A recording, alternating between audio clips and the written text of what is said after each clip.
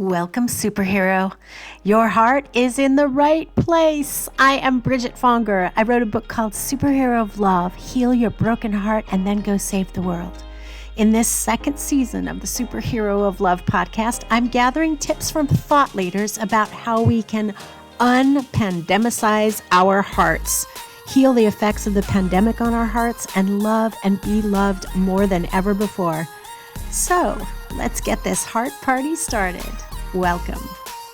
Okay, everybody, we are here with Sherri Coale, who I had the great pleasure of meeting a few weeks ago. And I got her book, and that very night, and it was a super long day, and I was super exhausted. That night, I read like the first 40 pages. Like I had to read it. And then the next day, I finished the book because it's so good. The book is Rooted to Rise. Sherri has, okay, so Sherri, I'm going to, full disclosure here. I don't know a lot about basketball, and I just want to say thank you for writing Rooted to Rise. So Sherri's a very famous women's college basketball coach.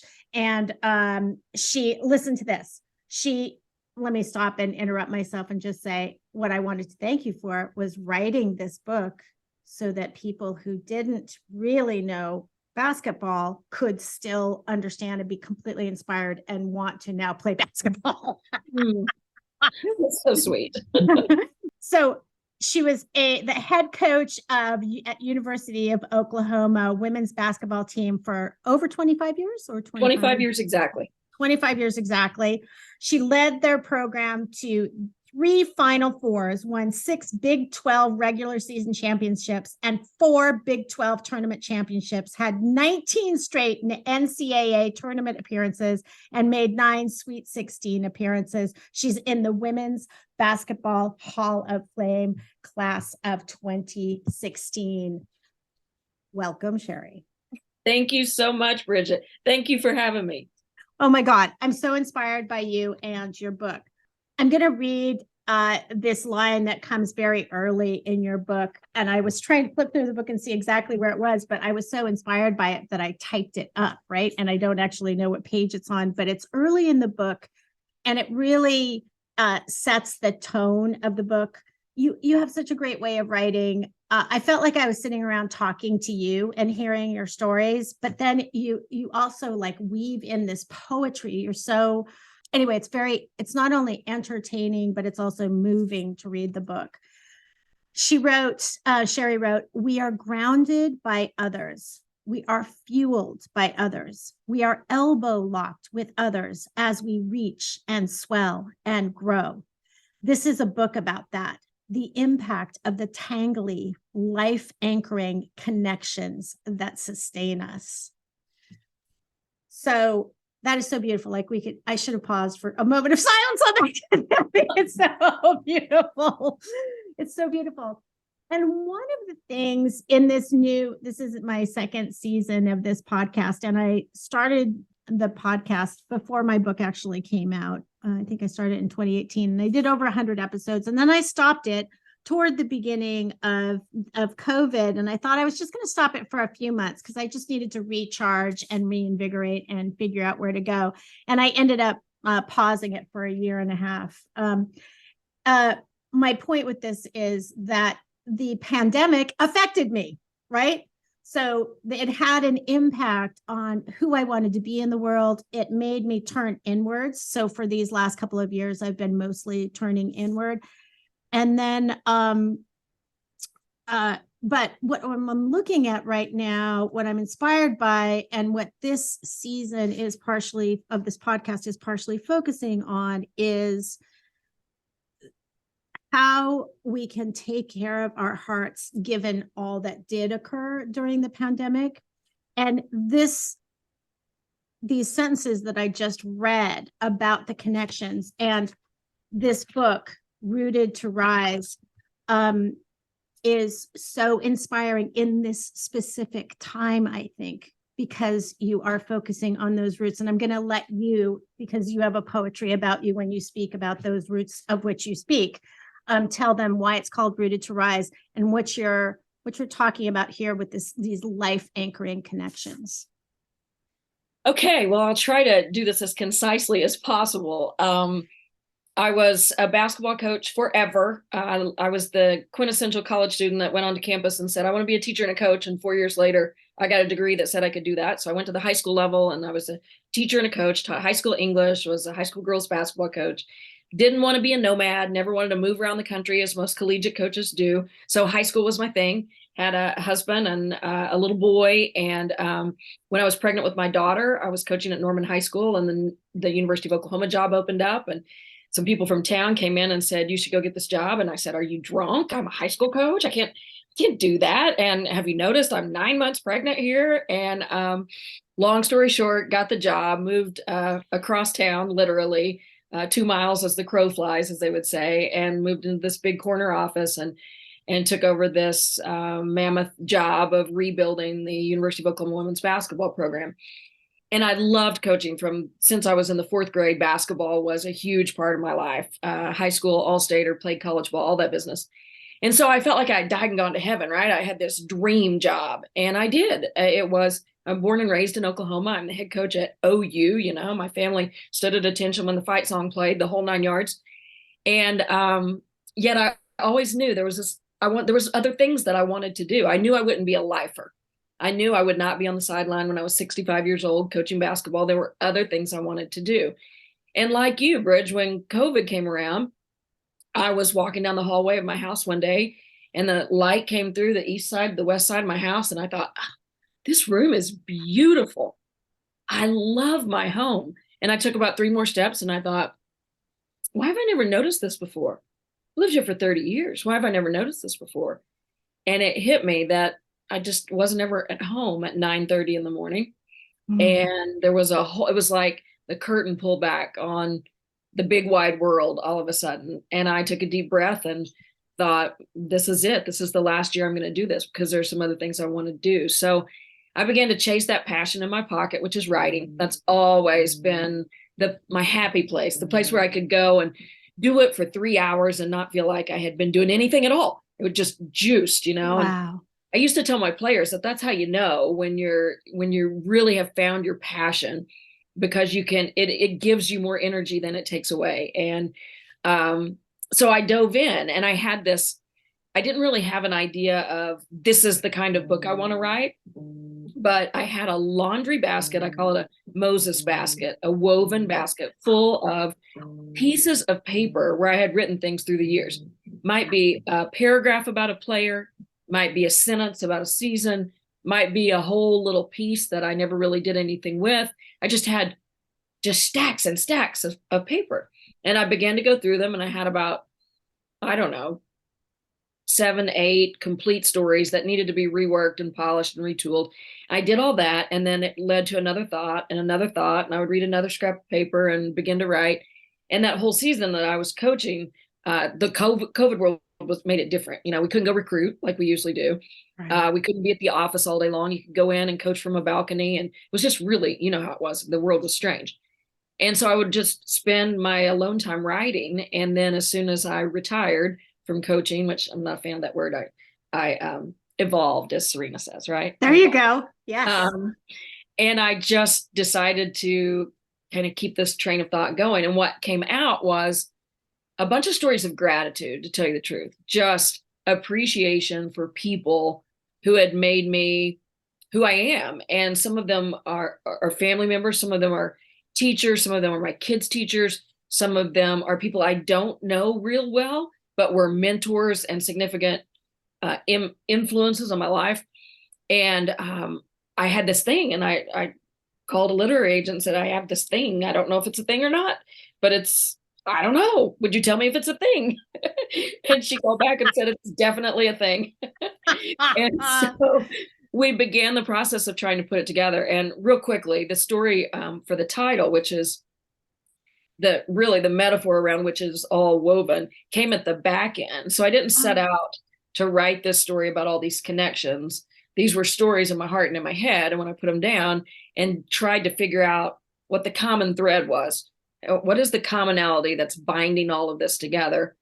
It was this idea that we are all connected, and we are dented in, if you will, sometimes positively, sometimes negatively, but we are impacted by the people who we cross paths with. And so as we were going through the title workshop for my book, the master who was asking me the questions of, what is this book really about? What do you really want to call it? I said, well, it's like the redwood trees. And I told my team about the redwood trees all the time. And she's like, no, tell me about the redwood trees. And so I began to tell her, and she said, oh, your title's in there. Sleep on it, you'll find it. And the next morning I woke up and organized the stories around the metaphor of the redwood tree and wove it all together. And it just felt right. I just got chills, and it's rooted to rise. And she talks, and you talk very specifically. I don't think, if I knew this before, I've forgotten it, that their roots, that they're so mighty and strong and so very tall, and their root system is actually not that shallow, but they're all reaching out to each other, creating more strength in connecting. Yeah. Right. You would think, because of their grandeur and because of how long they stand, some as long as 2,000 years, that their roots would wrap around the very core of the earth, but they don't. They grow 6 to 12 feet below water, or below ground, and they hold each other up. And so it's that entanglement that allows them to not just survive, but to thrive and to be so emblematic of not only that part of the country, but our entire country. There's so many stories in your book that made me, bite my nails, scared, like, oh my God, are they going to win? Is it going to be okay? Is that injury going to stop her from ever playing again? Oh my God, I'm so scared. And one of the ones that I was on the edge of my seat for was your very first important recruit. Can you tell that story about, watching the video 40 times and that? Yeah. Yeah. So, of course, I went from being a high school coach to a college coach, which was like, who does this? There's all this, everybody waiting to see what kind of flop this would be, because nobody makes that jump. And I inherited a team that was really not very good at all. And I got hired late in the spring, which signing period is in the fall. So most of the quote unquote good players are gone. And so I just enlisted the network of people that I had to help me find anybody who's still available who could come help us. And through a friend of a friend, my college coach's friend of a friend, I found this gal in Lubbock, Texas, or outside of Lubbock, Texas, in the little town of Slayton, that had, her dream was to play for Marcia Sharp and the Lady Raiders at Texas Tech, who had, of course, won a national championship and had the storied program. And when spring came around for late signing, Tech didn't have enough spots for her, so she was left. Her name was Felicia Whaley, and I called her, and she said, yes, she would like to come visit. And so she and her mom came and visited, and they were fantastic. We loved them. They were precious human beings. And we talked about our goals and our dreams, mine and hers, and how they could interact with one another. And it was just, she was fabulous, but I'd never seen her play. And so I'm like, I'm sorry, I can't offer you a scholarship yet. I've never seen you play. And we've called your coach, and she's sending film. And this was in the days before now you could just get online and find film, but you had to, like, the VHS had to come through the mail and to deliver it in a box, and then you had to plug it into the machine. And so I'm recruiting this girl who's a 5'10" center, meaning she plays post, and most of the centers in our league were 6'4", 6'5". I'd had 2 kids on my high school team who were 6'2", and so I'm recruiting this 5'10", 5'11" center who's played on a really good team, and she was a really good player and a most valuable player at the state tournament, but I didn't know anything about her beyond that. And so I told her, I can't sign you yet. I have to see. And she and her mom were fantastic about it. They understood. So I got the film from her high school coach.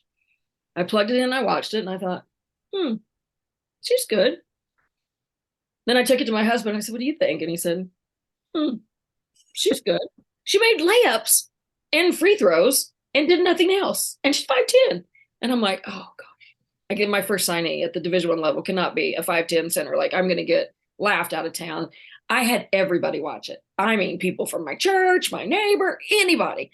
And everybody came up with the same thing. They're like, I don't know, she's good, but she's 5'10". And so the deadline was looming. I had to make a decision because signing day was coming. And so one day I just made the decision internally that I'm going to sign this kid because I love her eyes. There was something about her eyes that just said, I will run through a wall for you. They were sincere. They were honest. There's a genuineness about her. And so I called her and offered her a scholarship, and she accepted on the spot, and she cried and I cried, her mom cried, and we had this wonderful moment. And still had no real idea, what kind of player she would be. But I felt, at the least, she would be a really good practice player and, really make us better. And she comes to Oklahoma, and I wish I wish I had been smart enough to know what she would become, because I was not. She came in and she was amazing. She started every game of her entire career. By the time she was a sophomore, I built my entire offense around her. Her junior and senior seasons, when she got tired, I called a timeout. Otherwise, there were no strategic timeouts. I'm like, oh, Felicia's tired, timeout, let her rest. I didn't take her out of the game. She was amazing. She scored 40 on a number of occasions, major college, Division I basketball, highest stage ever. And she became an honorable mention All-American, as well as Big 12 Player of the Year. And on the night that she graduated, or not graduated, but the night she played her last game on the home floor at Norman, Oklahoma, it was senior night. And she was the only senior on our team. I always found that to be quite fitting, because I'm not sure anybody else could have held up in the light that she garnered, just the presence that she had. And we had these T-shirts made. I still have one in my closet that has her picture on the front and a list of her accomplishments on the back. And it said, we play for P-Dub. And that's what we did. Her nickname was P-Dub. That's what we always called her, kind of like Elvis and Oprah, she was just P-Dub. And she was really the foundation upon whose shoulders we built our program. And you did it with a leap of faith. That is, I mean, I get chills. I had chills the entire time you were telling that story. And I've already read it like twice because I loved it so much. It just says a lot about who you are, that you are heart-centered. And like that story nailed it for me. When I read that story, I was like, I have to have her on the podcast, because you lead with your heart. And other stories throughout the book, you get how you created like the most beautiful sense of team, those interconnected roots with your coaching.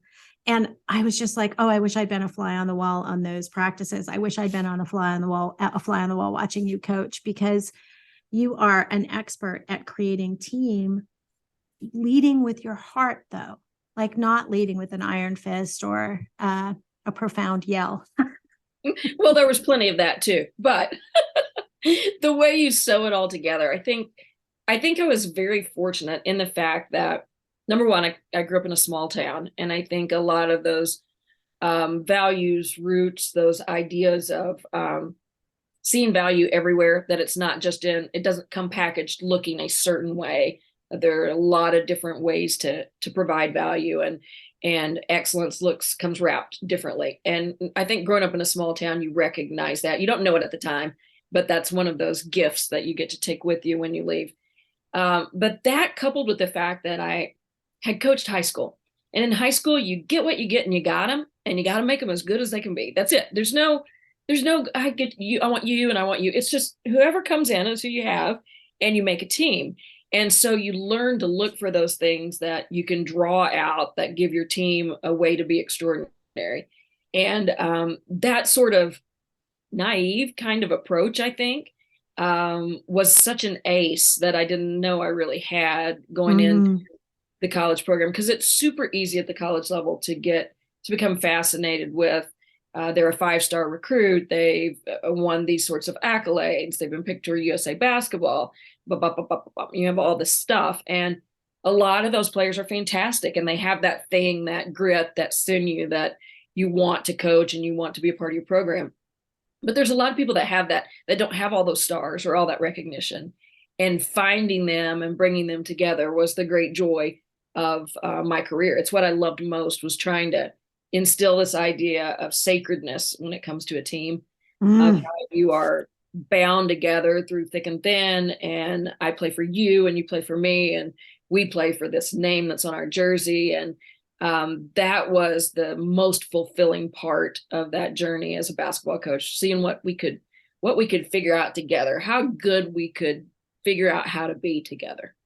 Yeah, there's that exalted moment when you had the team play for P-Dub, right? Oh yeah. You guys, you got to get the book and read that. I just got chills just saying it. Yeah, that another nail biter. It was one of those that, you just You just carry it around in your pocket with you, and it fuels you forever. It really Well, does. All of well, us. and those of us that read your book, we get to be filled forever too and inspired by it. And like, okay, how can I do that in my life? How can I do that in my life? I want to talk about something. I just personally happen to have a couple of parent friends that are parents of 20 somethings right now who are who are talking about suicidal ideations. And when I was reading your book, it's funny. There was just, not that anything in your book is even like this, but there was a story you were mentioning. I can't remember if it was P-Dub or another player that was homesick, and how you dealt with that. And I wanted to ask you how you dealt with people's hearts in that way, right? Like if I just love to hear what you have to say about that. Not that I'm not asking you to answer suicidal ideations, but you know what I mean? You have a knack for taking care of people's hearts and leading them through tough things. And that's a tough thing to lead somebody through. Yeah, I think teachers and coaches have access to people's souls that you can't get any other way. Some of it is by nature of your title and the position that you hold. Some of it obviously is cultivated by how you build a relationship with those young people, but you have an access point that somebody walking down the street just doesn't have. And so when we recruited Stacey Dales, the kid that you referred to, the story, she was from Canada. And so she came all the way from Brockville, Ontario, Canada to Norman, Oklahoma, which she had to find on a globe before she came to visit because she didn't know where it was. True story. Climbed the top of her closet, got her globe down. But she came in, she was amazing. And this really full personality, a really funny kid, a smart kid, outgoing, just sort of magnetized people. And the first game of her freshman year tore her ACL, and so would miss the entire season. And when that happened, when that thing that was 99.9% of the reason why she came to Oklahoma, when that thing was removed, she just sort of dropped into this place where every day was hard.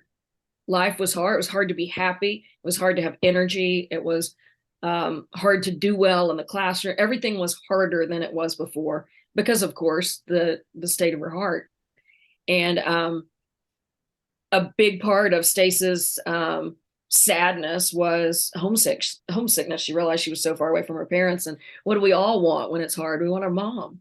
I mean, that's what we want. And so we would do all kinds of things to make her feel as though she were at home, even though she wasn't at home. And so we'd pick her up and take her to ice cream. We would meet on campus and have lunch with her in the cafeteria. I gave her a certain seat on the bench where she would, quote unquote, help me coach. She was just sort of beside me. But I remember distinctly having a conversation with her about her mother, in that I said, her mom had called and said she was so worried about her. And I said, I understand. I'm worried about her too. She's sad. I said, but Heather, when she calls you, is she upset? And she said, oh, she just sometimes can't even talk. She just cries and cries and cries. And I said, well, what I want you to know is that she's not like that all the time. That she wasn't. She wasn't. Right. You know how we are. Sometimes if we just make eye contact with that person who means the world to us, we fall into a heap. And we haven't been in a heap all day long because there's such an open flow of emotion there. And so when her mom would call at night and she would start to speak, she would open her mouth and she would sob. And so Stace and I made an agreement that she would come to my office in the middle of the day, in the middle of the afternoon, between this and that. And she would call her mom then instead of calling her at night, so that her mom could see that she was not walking around crying 24/7, because she wasn't. Right. She was just growing up, and it's so hard. Right. And it's so hard for a parent to feel that from their child. And it's so easy. This was a lesson that extrapolated itself throughout my career, in that and I'll get back to your point in just a second, Bridget, but if I came home from basketball practice and said to my husband, oh, so-and-so was horrible today, and if I just ranted about her attitude, and he sees that little bitty sliver from that conversation that I dive into that takes 10 minutes. I don't come in every day and dive in about the good stuff that she does and the great thing that happened. And so his view of her will be just down that straw that I had given him to look through. And so I learned to share all of the picture or none of the picture at all, because else it gets skewed. And that's what we did with Stace's mom. We helped her see the big of what life was like every day. And it helped tremendously, because then her mom interacted with her a little differently, because she had a better idea of what was real, the reality that existed there.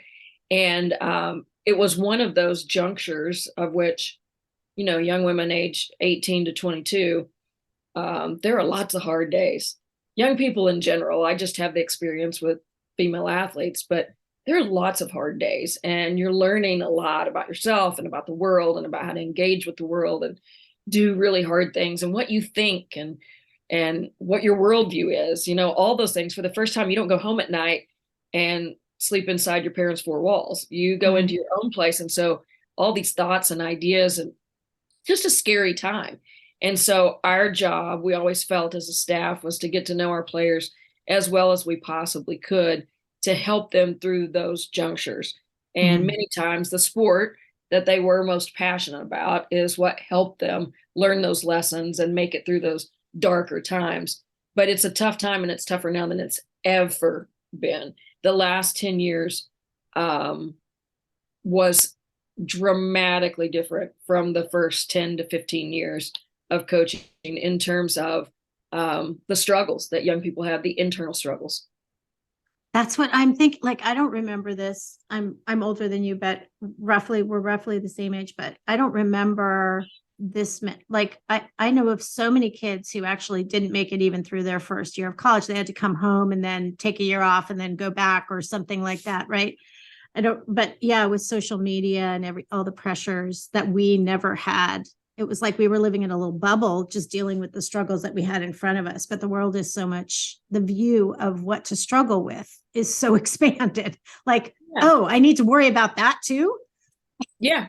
Yeah. And it's almost as if you're not worrying about all that stuff, something's wrong with you. Like, you should be worrying about all that stuff. And so there's all this stigmatization that goes on. And I think for those of us who went to college, in the 80s, 90s, even early 2000s, my players that I was coaching, they were learning how to do really hard things at a younger age. The hards are different now, but the internal muscles that were being built by handling, play is a perfect example. When we were little, went out on the playground, we picked teams and we played. Young people can't do that anymore. They do not pick teams. They do not go play. It has to be organized for them. And when you think about all of the social skills that are built on a baseball diamond or outdoor basketball court or a playground, even for that matter, where you're having to decide who plays on what team and how long do we play and how do we rotate, and there's simple things that are second nature to us. They're not second nature to young people anymore. And so that's just a glimpse of the lack of internal development. Yes. And so I would tell my coaches the last few years that it was like, when I first began teaching, you're teaching senior English. If a kid can't read very well, you're not going to jump into Chaucer and have them read the Canterbury Tales. You're going to you don't get a choice. You don't get to start here because your curriculum starts here. You start where they are, and then you take them as far as you possibly can. Well, as adults in this environment, we had to understand where our players were emotionally and mentally from an internal position, and not assume that they knew how to handle conflict, not to assume that they knew how to make eye contact and carry on a conversation with a stranger. We take those things for granted. They've not necessarily been socialized to have to do those things. And those are important lessons to teach, lessons that ironically you cannot participate well in athletics without. But no matter what a great offense we teach, if we don't teach them how to engage interpersonally with one another and have effective relationships and conversations and problem solving techniques, and the list goes on and on, it doesn't matter how good our defense is or our offense is.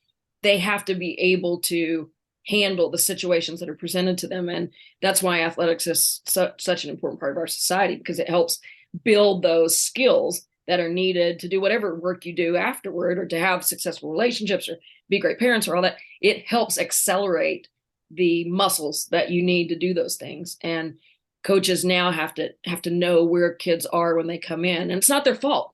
It's not our young people's fault. It's the world that they grew up in. Right, right. You know, including your two kids who are age in their 20s, I think 30 and 26. 30 and 26. Yeah, I was talking to one friend who she thought was going down a really bad path, and her son started playing football, freshman football, and she watched him transform in front of her eyes. And like you said, it was that inner strength that built with the outer strength, the inner. And thank you for making that point. I hadn't seen it, but I hope God, we need, parents need help talking to their kids, because they're also so secretive.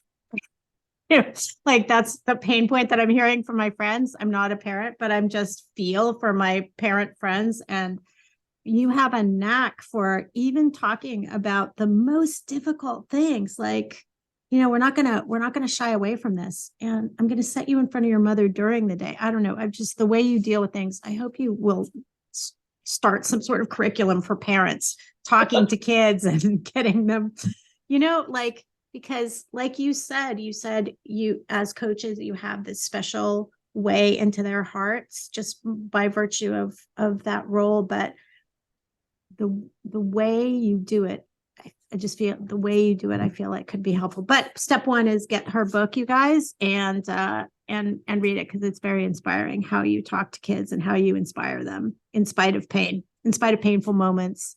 Thank you. And there's plenty of pain in the book. There's plenty of pain in the book, but you don't feel pain in any of the stories. Like your dad. Oh my God, I loved how you talked about your dad, and you said, I wrote down this sentence too. The best I could do was make sure he felt loved. And it's such a simple sentence, but I feel like that's how you live your life too. Like, I mean, if we just walked out of our houses each day and just made everybody feel loved, like, so inspiring. Anything else you want to say about that? But I just wanted you to know that you touched me there. Well, thank you very much. The story I wrote about my father was very raw, and it was interesting how it came out. We went on a family vacation that had been planned months and months before he passed, but he had been in an assisted living center for 6 years, and we knew the end was near, and that sort of thing. But I think it was 2, maybe 3 months after he passed, and I was sitting on the beach one morning, and it just fell out of me. I mean, the whole story just fell out of me, and it's probably been the one that has resonated as much, if not more, than anyone in the book. It's the story that I've received the most feedback on, and I think that's partly because so many people have to deal with aging parents and losing parents to dementia, and losing them before you really lose them, which is a horrible way to have to say goodbye to somebody. And it was just, I learned a lot about myself, and about the process of grieving, and about how to let go by loving my dad through that. And I remember the helplessness of sitting in the room with him. Here I am, an English teacher. I'm a coach. I talk for a living, for God's sake. I mean, when you're a basketball coach and you're you have a platform and a community, and all you do is talk all the time. And I would sit in his room and I couldn't think of anything to say. I had nothing. And of course he couldn't, he was nonverbal after a very short time after he went to the assisted living center. And so I would say things and just think, and then beat myself up in the head, like, can you not think of something better to say that would elicit a response? It's like the only kinds of questions I could come up with were those dead end ones that would either have at the end, like, what? I know how to speak in convergent questions instead of divergent questions. It was just, you just have this argument in your head while you're sitting there. And I remember, and I didn't actually write about this in the story, but I remember one one Sunday morning, I always went and sat with them before I went to church on Sunday mornings. And so I'd spend a couple of hours on Sunday morning before I went. And I remember one morning, I couldn't think of anything to say. We were just sitting in front of the TV and I would just sit beside him, I knew he knew my presence and I rubbed his feet. I took his shoes off and rubbed his feet. And I remember that being like, this is closer than any conversation could have been. This is the way we communicate now. And figuring those things out, that doesn't always have to be about the words, even if your life is about the words. It's about showing up and being present, and that sometimes that's the best you can do, and that's okay. I had to learn to live with that. That's so beautiful. I had the same experience with the not being able to find words. And I just realized as you were talking that what was going on with me with my dad is your dad was such a force of nature, as was my dad. And it's like, I feel like I wasn't saying the right things because the whole time my inner mantra was, please don't be this way. Please don't be weak. Please don't be in a weakened state. Please don't. And I would do the same thing, the yes, no questions. And he had a stroke. And so one of the words that he loved to say, actually, not because it was contrary, but just because it was fun for him to say, was nope. He would say it in this, nope.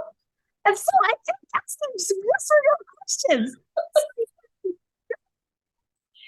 It's just where you find yourself. It's just a very... Thank you for saying that story, though.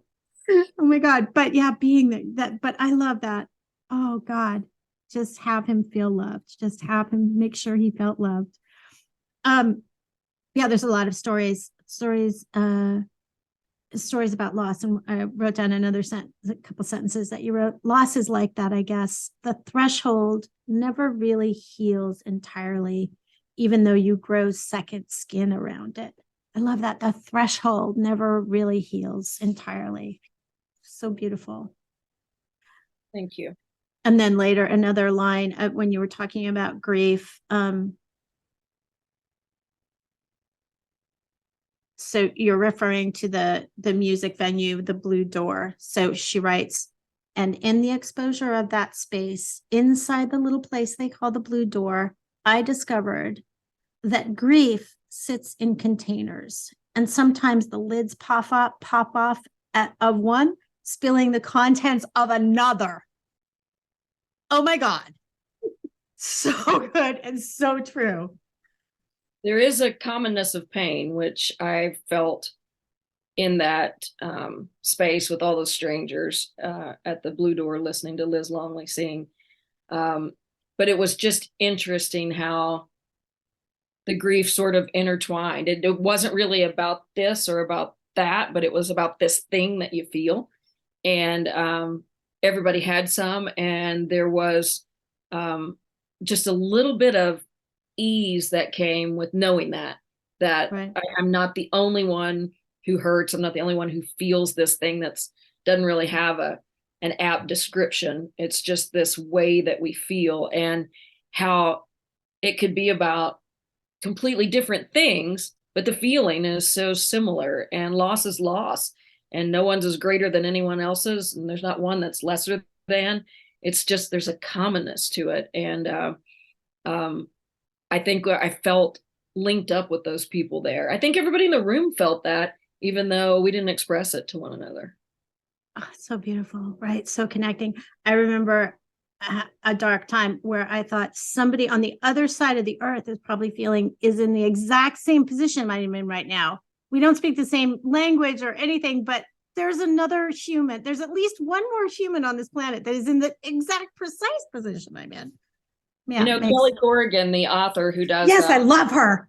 Yeah, her has podcasts, and I've read and regifted her books a million times. But she says that that's sort of her methodology for when she's working herself into this horrible place, is she stops and reminds herself how many people might be feeling this exact same thing at this moment. People that I know in my town, and then people that I don't know in this state, and then people that I don't know in this country, and then people all across the world, as you said, who speak different languages, and that you just sort of sink into that idea. I think it's a Buddhist idea that you carry in your one pocket is you're the most important thing on the world, and the other pocket is you're a grain of sand. And I think it's a sort of a Buddhist mentality to say the secret of life is knowing which hand to put your pocket in at what time. And sometimes when we feel completely overwhelmed by everything, it's because we've decided that we're the most important thing in the world and we're the only one. And when you understand there are thousands, maybe millions of people who feel exactly as you feel, you sort of settle into that a little differently. Right. And that's one of the threads throughout your book too, is talking about how you thread that, how important each player is with, they're just a piece in the team too. Like we're playing for PW right now. We're joining in together in that. One of the words that you said early on in this conversation was gratitude, and how that these stories are, and they are giant thank yous to all these people that made a difference in your life, and whose lives, obviously, I know we all know that you greatly affected as well in such a beautiful way. But I love gratitude as a tool. And during this pandemic, it feels like such an important tool to use to heal our hearts from all the bashing up that's happened, right? Like when you just said that thing, I had not heard you say that. If you had it in the book, I missed it. No, or I don't think you did, but the coaching from the balcony. Oh my God, the image of you coaching from a balcony, right? Like how we've all had our hearts like little punching bags over these last few years. And I'd love to hear any tips that you have about how to heal our hearts from that and move forward powerfully. I don't know that there is a better healing agent on the planet than gratitude. It is impossible to be grateful and anxious simultaneously. You can't. So if you feel yourself feeling anxious and you can intentionally drive toward gratitude, you automatically just lower that temperature. It's amazing how that happens. And like most things, once you begin to frame your thoughts for the day with gratitude, you find it everywhere. You find opportunities for it everywhere. And one of the, well, easily the most fulfilling part of writing this book, but one of the things I never thought about when I wrote it is the fact that most of the feedback that I've gotten has been, oh my gosh, this made me think about my great aunt. You would not believe my great aunt. And then they go into the story. And then my 5th grade football coach was unbelievable. And then it's, my daughter's math teacher. And people when they read the book, they start to create their list of their people, which was my intention, very much so. Find your people, read about mine. And I hope it, taps you on the shoulder and says, hey, think about yours. But this wave of gratitude that has come about, I had breakfast with a guy who said, plopped a notebook down across the table. And he said, full disclosure, we are old friends.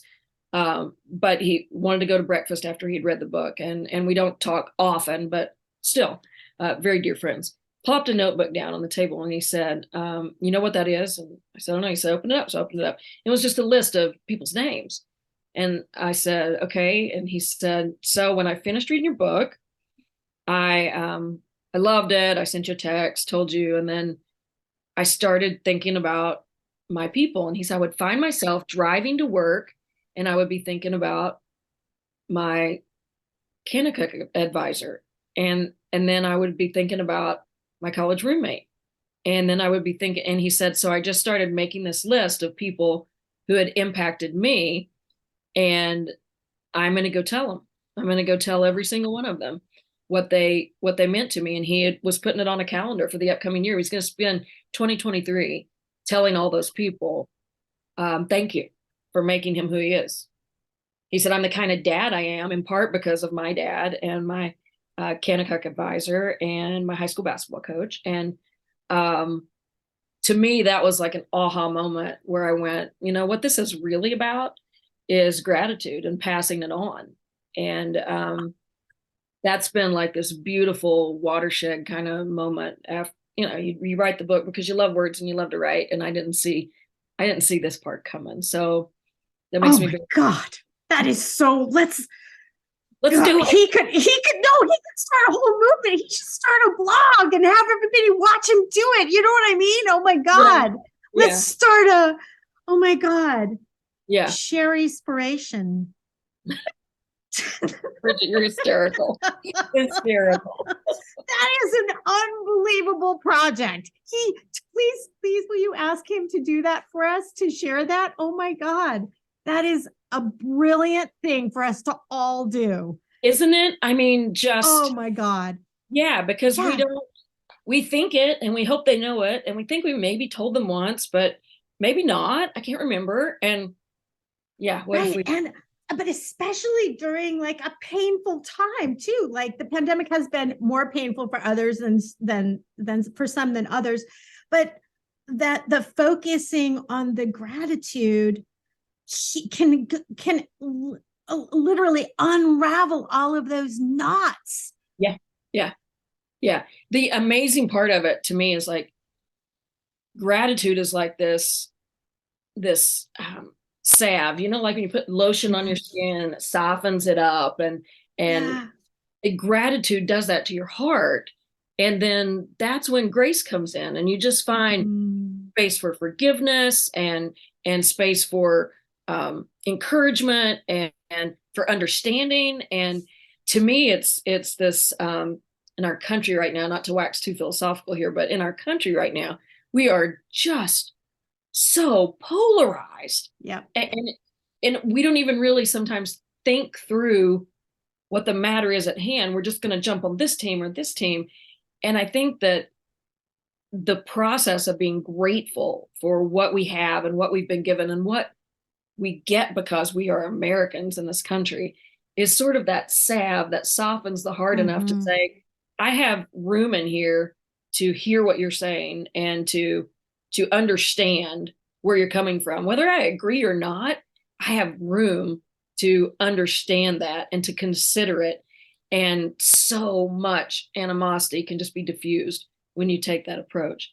It begins with forgiveness and forgiveness of yourself to yourself, forgiving yourself for your own shortcomings, understanding that it takes a lot of different kinds of folks with a lot of different stuff to make this country and our relationships and our businesses and our teams what they are. And so appreciate those and value those. And you can't do that if you're hard and crusty. You just can't. I'm always talking about the barnacles that we got on our hearts during the pandemic, which it doesn't have to only be the pandemic, but like you look at the underside of your heart and it's like, oh darn, there's a lot of barnacles under there, hard edges. And now I see why I'm a hard no to this or a hard no to that. Right. And you bring, like, I loved how you that softening of the edges. And I thought like that it's like politically, I love that you brought up the political landscape. It's black and white and we lost the gray. Remember gray? Remember purple? Yes, absolutely. Absolutely. I love how you say that. Yeah. So forgiveness, right? Forgiveness of yourself and others and the gratitude. Yeah. So healing. Thank you. It is a healing salve. And thank you for all of that beautiful wisdom. Seriously, that was really great. And I cannot more highly recommend, and if you play basketball, oh my God, or if you've ever played basketball, ever get it. But I have not. And I adored this book. You do not have to be a basketball, but I cannot even imagine. I was reading it going, oh my God, somebody who's played, what's it called? Competitively played is good because oh my God, it was such a nail biter for me though. I felt like I was watching a movie. It was a really good Well, every story was a different movie. Very, very blessed to coach some amazing humans. And at the very first of the book is just a disclaimer, which somebody said, I don't think I've ever seen a book start with the disclaimer. And I said, no, I had to, because I had this great, and I know we're running short on time probably, but my 2002 team, which was my first team that went to the Final Four, and we played for the national championship. They were just this collection of, I had a bunch of alphas, and they were, they went on to be, one is an OBGYN, one is a physical therapist, One is an NFL broadcaster. I mean, the list just goes on and on and on of what these people did after school. So they were these kind of people that like wring the very marrow out of life. Like they could be on Dead Poets Society. They were those guys. And they together were just this remarkable, funny, just great group of girls. Well, so when I'm writing the book, and it's I've just retired, so we've all they're all reaching out when I retire or evolve, and one of them says there better be a story about me in that book. And so the whole group just dies laughing, and there's no way she's putting a story about you in there. And so that's why I sort of tongue in cheek did the disclaimer at the beginning that there's not a story about my husband or my mother, two very important people to me. So let's just understand. But there are so many other players' lives that I could have written about. You just, you couldn't do that. A book would be 7,000 pages long. Nobody wants to read all that. But I've just been really blessed by having some extraordinary young women in my life. And I just wanted them to know that for whatever I might have meant to them, they've meant that 20-fold to me. And that's the nature of coaching. That's so beautiful. By the way, I loved your disclaimer too. It is such a great way. And that also lends that tone of, come on, sit down, we're going to talk, right? Like, it's just such you really get a sense of who you are in this book. It's really like, okay, before we sit down and talk, I just want to say, I'm not going to hit a story on everybody that was important to me. I mean, also I use the word guys. I use the word guys too. She has in a part of her disclaimer is about using the word guys. Thank you for saying that in such an articulate way. I should copy it and carry it in my pocket because I get shit for that all the time. Sorry for swearing. I understand. It's a term of endearment, people. It's a term of endearment. Thank you for being hilarious and inspiring and powerful, and I can't wait to see all the beautiful things that you do. You just retired last year, right? Last year or the year before? Yeah. Yeah. So you're newly, evolved. Yes, I'm newly evolved. I've not even made it all the way around the sun once. No, I have a lot of books in my head that I want to write. It was really important for me to do this one first. It just felt like this was the one that should come first. And so we'll see if I get those others out the way I want to, but they're in there rolling around and I'm trying to work on them right now. But I have a weekly blog at my website, sherricoale.com. It comes out every Tuesday, and I've had a real blast doing that for two reasons. Number one, it gives me complete freedom in terms of subject matter. I don't have to worry about, I write about whatever I notice that week. And that's been fun to just pay attention in that very specific kind of way. It's just like I'm living with my eyes and ears wide open all the time, which is just a really fun way to go about life. But the other part of that is it's been enough of a deadline where I have to sit down every day and write. And writing is so much like competitive athletics or anything you want to be really, really good at. What do you have to do? You have to show up every day. Right. You just have to show up and put your butt in the chair. And some days it's good, and some days it's straight trash, and you just go on and do it again the next day. And so this Tuesday deadline that I put up on myself has just been really good for making me sit in the chair every day and develop that habit, that sort of gritty habit of showing up. And so I love doing the blog. I don't like the fact that I don't have revision time. As writers, we like to revise and then put it on the shelf and let it cool for a little bit, and then get it 3 days later and revise a little more, and then put it over there and let it sit and do what it does. You don't have that when you're writing every Tuesday. So most of the time I send it out and then I read it and go, oh, I would have said that better. Why did I put a comma there? I don't like that. So, but that's just part of the process too. And it's been really, really fun. So if you read the book and enjoy the book, I think you'll enjoy the blog as well. Absolutely. And I signed up for it actually, like before I even opened your book, I went to your website and I was like, sign up. And I did sign up for that. And yes, so everybody go sign up. We'll watch for your books. Also, man, I really want to see the movie of your life, of this coaching story of you. Oh my God. Cause honestly, I felt like I watched a series of movies on here, and they were nail biters, so exciting. And you just, it's truly inspiring. So thank you. And thank you for taking care of all the hearts, because all those hearts that you took care of, those hearts move forward more powerfully and take care of other hearts and other hearts and other hearts. And it, like, the work you do pays forward in astronomically huge ways, right? So thank you. Thank you. There's a huge responsibility in that. And, we don't, as teachers and coaches, we don't always get it right. We don't hit the right chord with every kid. And, when I stepped away from coaching, they asked the questions, what's your favorite team? What's your, the season, all that stuff. And along with those questions is always the one, what do you regret? And I think every coach and every teacher, you regret the kid you couldn't reach, the one you just wanted to. Those never go away. And I don't know if regret is the right word, but you think about those and you wonder how you could have done better, because there's such a huge responsibility with that seat. And for all the wins, there are always some that you lose as well. And those are the ones that, you learn from. You try to look back on and think, how can I do that better and make sure I win next time? And I think that's part of that, the magnitude of that job that is teaching and leading. And doesn't just have to be in schools and doesn't just have to be in sports, but when you're a leader, you have that magnificent responsibility. And I think magnificent is a great word for it, because it talks about magnitude, and it also talks about the fact that it's heavy. It can be heavy. And so there's a good and a yin and a yang to that. There's a good and a bad to that. And that's learning how to navigate that, the wins and the losses, the great stories with the people that you're charged with leading, and the ones where you didn't quite get them where they wanted to go. All of that is sort of this human experience, and it's living with both. I know you're a leader, and you're a leader by how you live, Bridget. I hadn't seen you for more than 5 minutes. If I still had a team, I'm recruiting her. I don't know if she can do this. I'll teach her.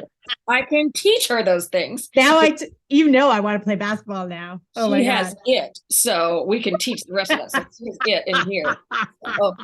Thank you so much. No, and I immediately, when you got up on the stage, I was like, I have to have her on my podcast. And then when I opened your book, I was like, oh my God.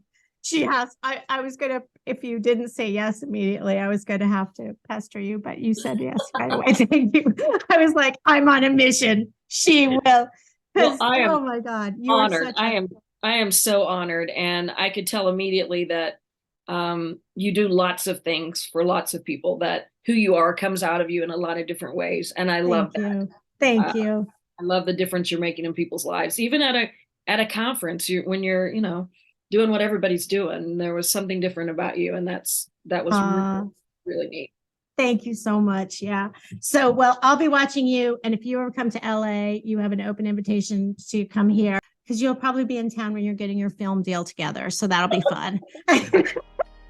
I love it. I just love how you think, girl. But I'm going to keep watching you.